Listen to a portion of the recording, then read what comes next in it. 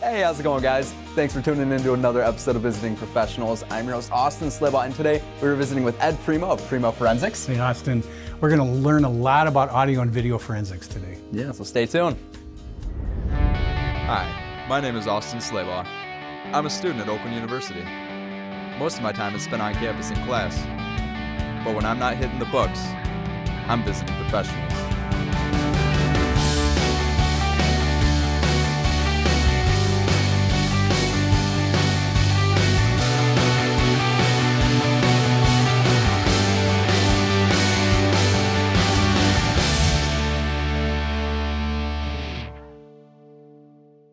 Today on Visiting Professionals, I made my way to Primeau Forensics, a unique company in Metro Detroit that specializes in audio, video, and image investigation. I'm meeting with founder and CEO, Ed Primeau. With over 30 years of experience, Ed is a proven forensics expert in the field. Ed and his team have helped numerous clients and have completed hundreds of successful investigations. I was kindly invited to Primeau Forensics to meet Ed and get a glimpse into his career and facilities. Hey, Ed, nice to meet you. Hey, Austin. Welcome to Primeau Forensics World Headquarters. Come on in.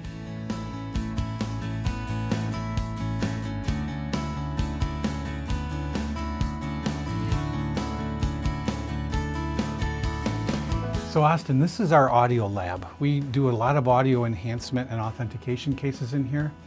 This is Audrey. She's the newest member of our team, and she's currently working on a video authentication. And one of the reasons she's doing it in this room is it's a rush case. They want it turned around as quick as possible.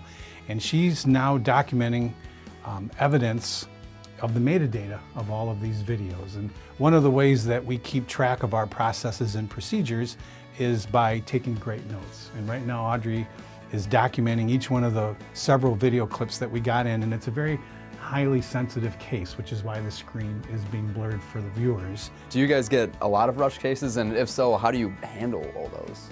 Well, it's interesting. Everybody's always in a hurry, and sometimes when we just tell them it's going to be 7 to 14 days, they kind of become peaceful with that, but a lot of times they're a little disturbed by that. So we try to move things around, and I don't think a day goes by we're not on the calendar, scooting cases onto tomorrow and even to next week in some cases of preliminary analysis, which this is kind of a prelim situation because we're looking for any type of anomalies or red flags we could find with the recordings that would make us believe they're lacking integrity.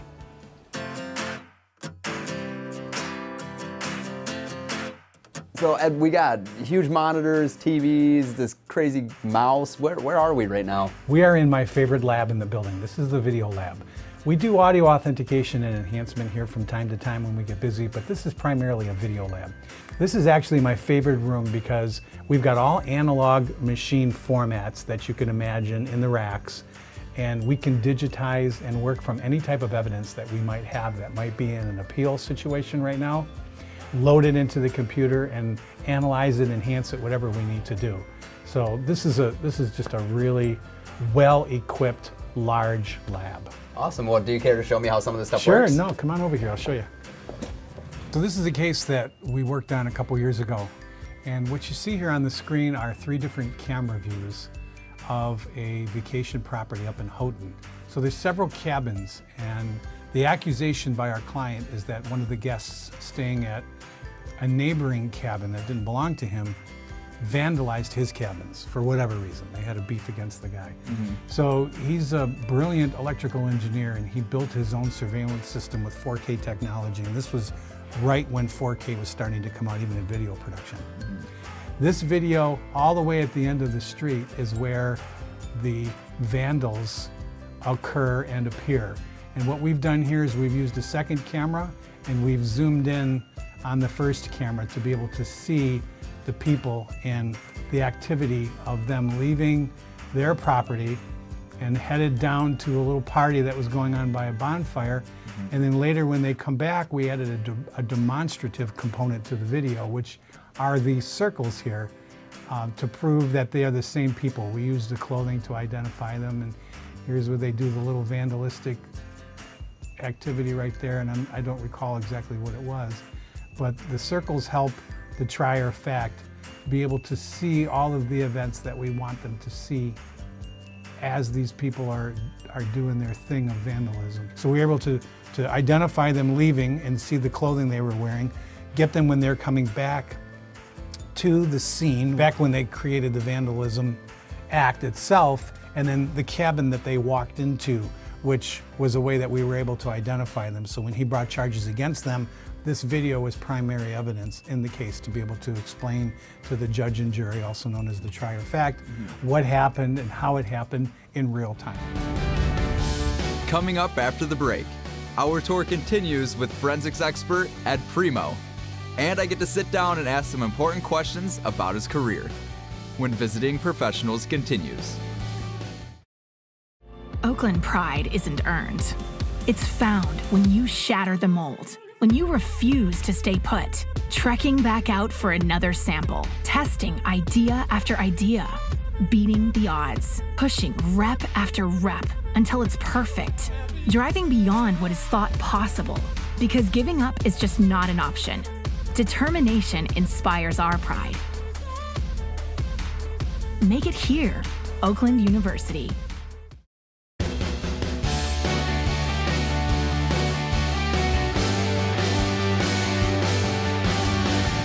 Welcome back to Visiting Professionals. Today, I'm with audio and video forensics expert Ed Primeau. I had some important questions for Ed regarding his career, and he was happy to share his knowledge. Ed, thanks for sitting down with me, man. It's great to be in your studio and finally able to talk to you. I'm really excited, and I just want to get to know a little bit about yourself. Are you from around the Michigan area? Born and raised in the Detroit area, yes. Now, I understand that you're an audio forensics expert. So does that involve a lot of traveling with that job, or do you usually stay more here? I actually do audio and video forensics and some image enhancement forensic as well, and authentication. So primarily we work everywhere but Michigan. I've got a few local attorneys that we get repeat business from and some contract work. It's insane how much the internet has brought into our office with leads from all over the world. Now, if you had to describe to everybody sitting at home watching, what exactly would you say that your job entails? Finding out if media evidence is real or fake is one of the prongs. The other is to be able to enhance the events as they occurred so that the judge, jury, the trier of fact can better see the recording or the participants in a recording if it's video, or better hear the dialogue if it's an audio recording. Okay, now you say real or fake. Do you mean like you've been in like a case where you've been presented with fake evidence that was planted, or explain to me a little bit? Well, if evidence is edited or if content is removed, then it's not authentic and it doesn't have integrity. So it's kind of like whether or not a video recording actually shows an event that it purports to show, or has it been modified or altered. And most of the time, those types of requests come from people who believe they remember something different than what the camera is showing. So there's a trail that has to be followed. You start with the type of equipment that created it, and you investigate the recording right on down to its integrity with the copy that you have. Or many times I go right to the scene where it was recorded and extract the recording right out of the equipment that created it, which begins a chain of custody, which helps the authenticity of it. And if that's no longer available, then we've got to work with what we've got. And some of the time, those recordings lack integrity. There could be a software footprint in the metadata that shows that it's been in and out of an editing program or a program that's capable of editing. The date and time may not line up with the report or the records of when it was created. So there's all kinds of angles to a recording that could make it lack integrity or have it not be genuine.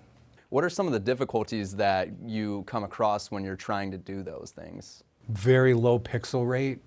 Pixels are the dots on the screen that represent the image. Okay. And sometimes we get recordings in that we're requested to zoom in and enhance, like a license plate or a person that be walking in the distance.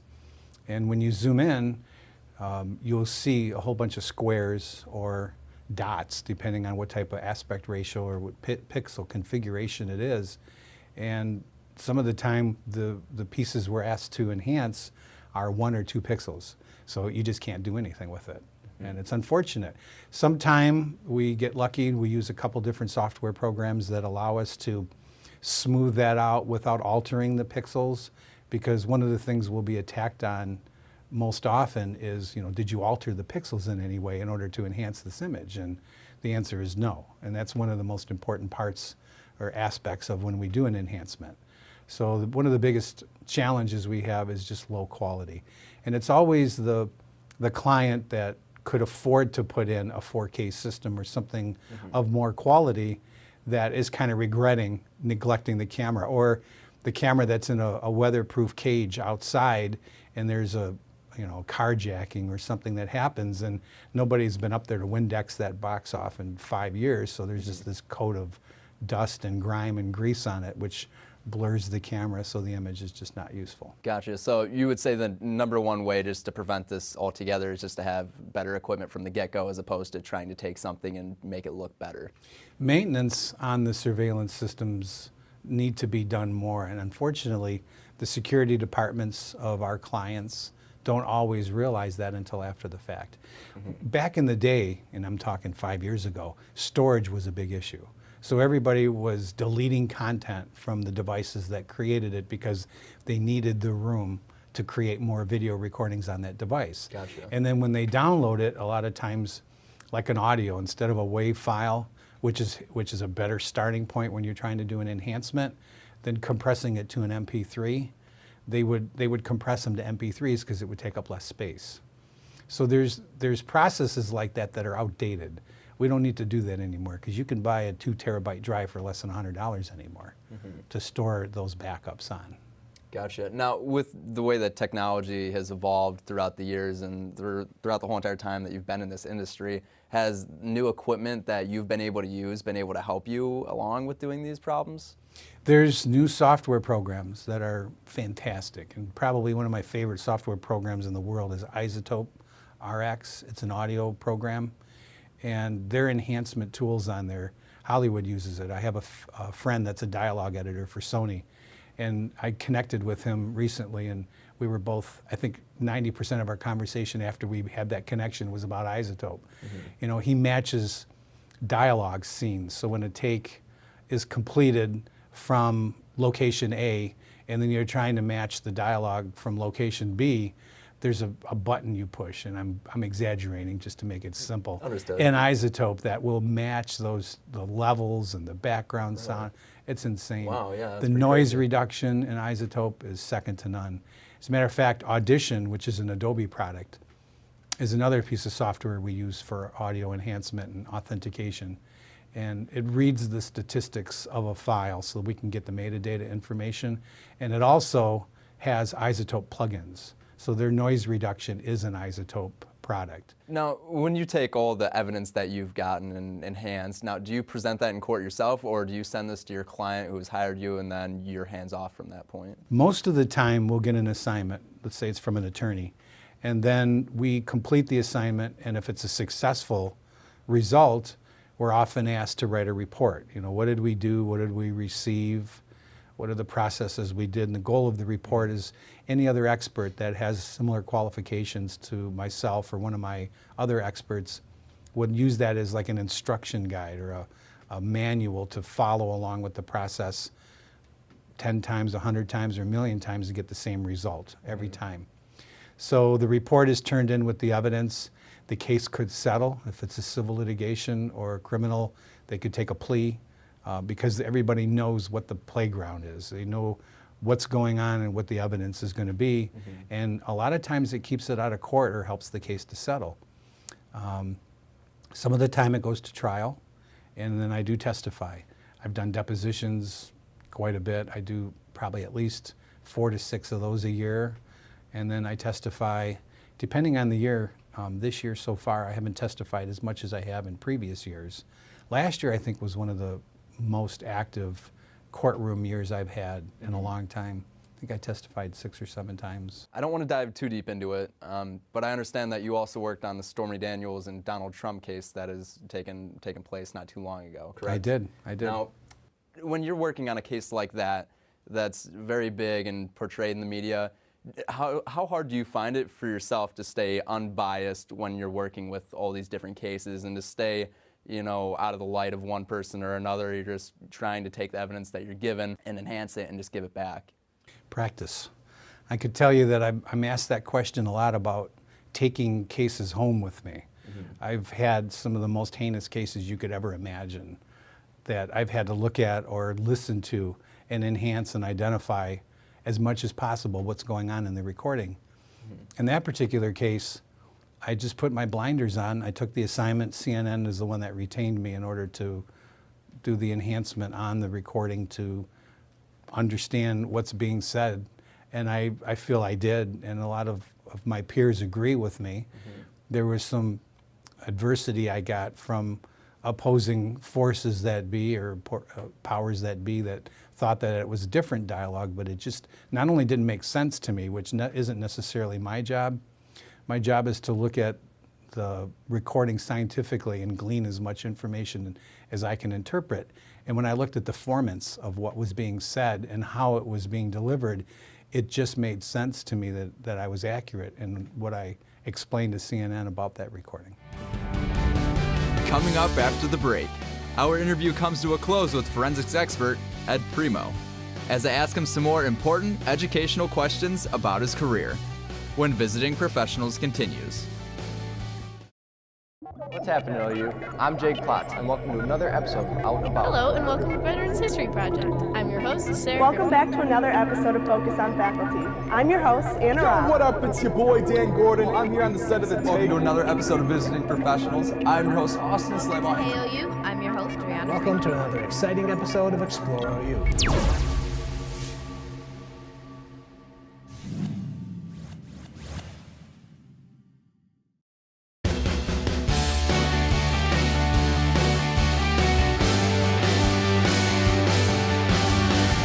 Welcome back to Visiting Professionals. Today, I'm with audio and video forensics expert Ed Primeau. I had some final questions for Ed regarding his career, and he was excited to share his professional insight. Now, what's the daily life for you like here in the office when you're working on all this stuff? The neat thing about my job is you never know what's going to happen when you walk into the office in the morning. We get cases through our email response on our websites, as well as phone calls from attorneys or police departments. You could come in one morning and there's a mass shooting that you have to investigate and try to retrieve and identify and enhance video recordings from. There could be a private case that's going to trial in a week, and all of a sudden they've decided they want the video or the audio enhanced because they're not doing well with the case and the negotiations failed. So there's a lot of last minute stuff that happens, which makes it very unpredictable. So I've got two other experts. My son, Michael, has been with me almost 10 years. He just really liked what his dad was doing, and I'm grateful to have him around. He's very smart, and he takes care of all our IT as well as does audio and video forensics. And he's done some serious training with LEVA, which is an agency that represents mostly the police departments, and he does a lot of training with them. He's also gone to another training institution that I've attended, the University of Colorado, Denver. They have a Center for Media Forensics and a graduate program, a 2-year program for forensics. And none of this was around before, but I digress a bit. The day just kind of shapes up. You know, you have an agenda and you have cases you're working on, and then new cases come up, some of which we don't take. You know, we get a lot of calls about my DUI video is edited. I don't remember this, I don't remember that about the traffic stop.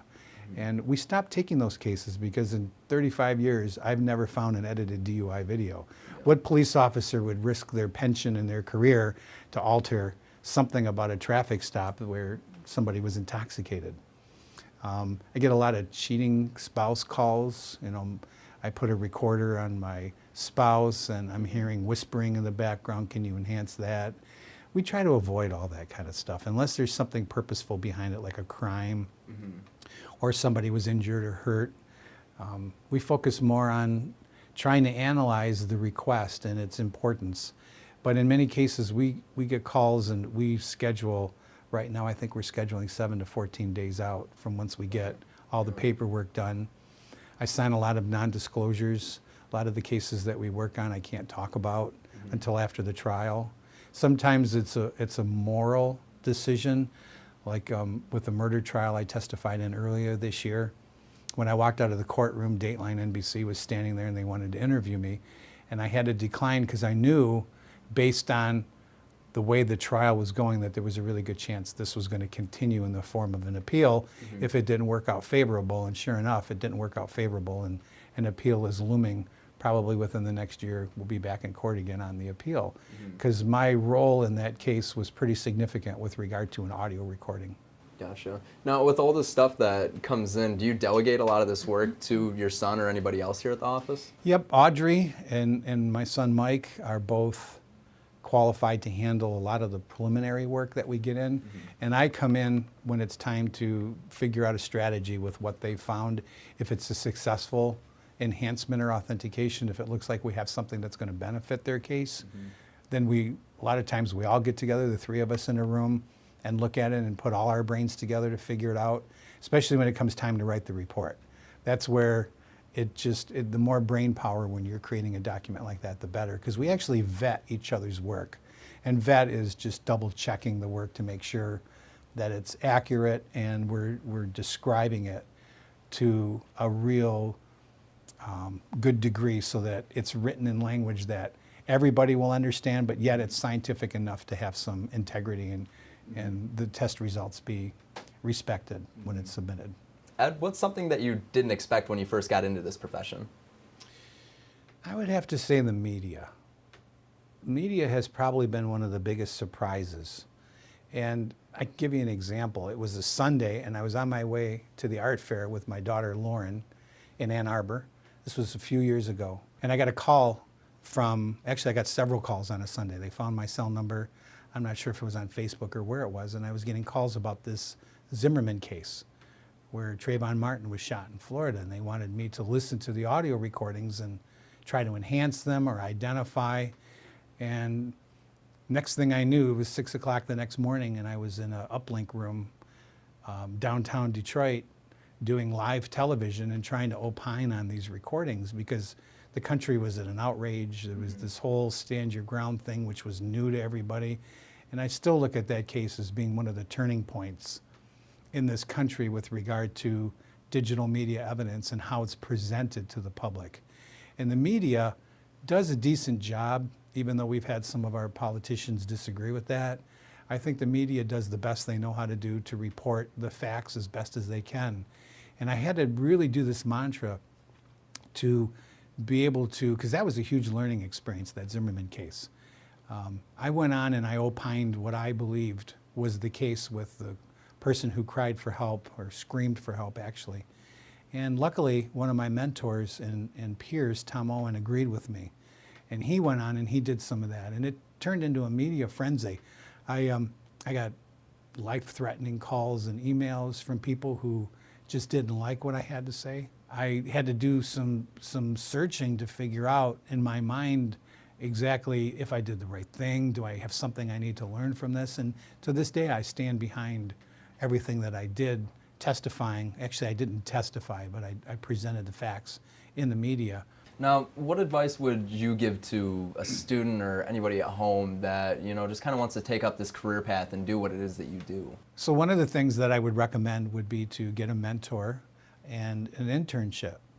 Till this day, I could say that I never would be where I'm at if I didn't have people rooting for me and helping me understand the science and the way to investigate and the way to present the facts when you're done with the investigation. Now that we're in this day and age where everybody has, technology, phones, cameras, they're able to record everything. When you're ever working on a case, has there ever been a time where there was just so much evidence that it made it really hard to work on and it kind of muddied the waters that you were working in? I don't believe you can ever have too many recordings of an event. Let's use the Vegas shooting that happened or the Boston bombing. If it wouldn't have been for the surveillance systems that were in the buildings and businesses in the vicinity where the crimes were committed, we would never have the media evidence that we had to look at the events as they occurred and identify some of the persons to be able to apprehend those persons. Now, even though some of the recorders' clocks weren't set accurately, or they were incorrect, or they were different, however you want to look at it, it still allows the FBI or another agency to be able to cull through massive amounts of footage to find key identifying pieces of media that help them solve the crime. So even though the numbers are growing, I believe that it's really helping to solve the questions at hand with regard to who did what when. Absolutely. So I got one last question here before we wrap everything up. It's a pretty easy one, probably the easiest one we'll get to all day. So, is this the best job in the world? Oh yeah, no doubt about it. I love my job. I get up out of bed. I've had some crazy jobs. I used to work in a plastic factory. I was a bagger at a grocery store. Not that those are not good jobs, but It's just not what you're doing now. no, when you have a job that's as rewarding as this and people appreciate you, you get a lot of attaboys from people when you solve a case. It's very rewarding. And you know, I get up out of bed and you don't know what the day holds. And I love that. And I also know what I have to do during the day, and I love that. So being the owner, it gives me a lot of free time, and I have to take time off because you can get really burned out doing this over and over and over again. And it's not necessarily the events that are done here in the lab as it is having to look at the crimes and hear the crimes as they're committed on the videos. And I won't go into detail, but I know I mentioned this earlier, but I've pretty much heard and seen every nasty thing you could ever imagine on video or in an audio recording. And that's kind of what drains you, even though I've become resilient to that.